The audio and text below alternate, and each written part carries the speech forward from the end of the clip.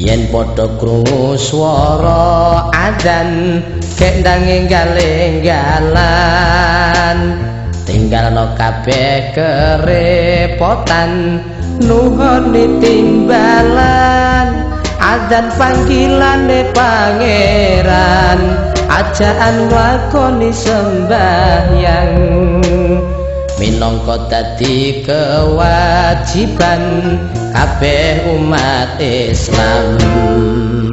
Yen padha krungu swara adzan nggih nuli dandang nuju papan pangibadah nglakoni sembahyang sambil nunggu rawuhe imam becik padha puji-pujian menawa komat wis kumandang nggih sholawat bebarengan.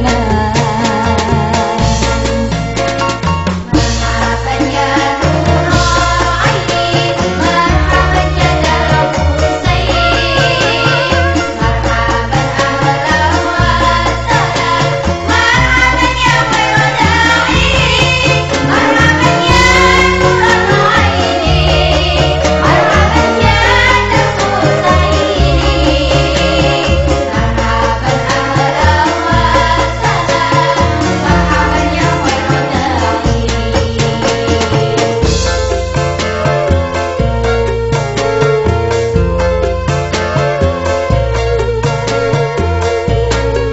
Ayo padha sholat berjamaah panjalane langkung kathah. Ayo padha salat berjamaah nderek dawuh Rasulillah.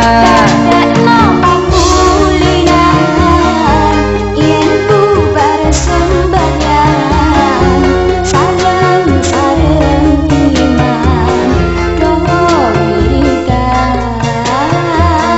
Dadekno pakulinan yen bubar sembahyang sareng-sareng imam do wiridan.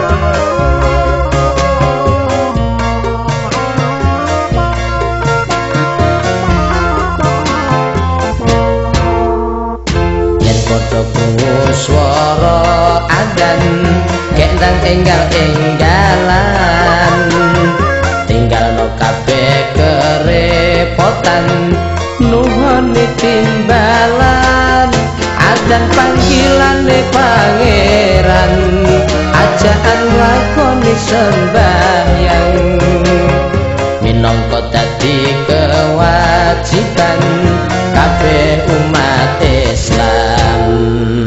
Yen padha krungu swara adzan nggih nuli dandang nuju papan pangibadah nglakoni sembahyang sambil nunggu rawuhe imam becik padha puji-pujian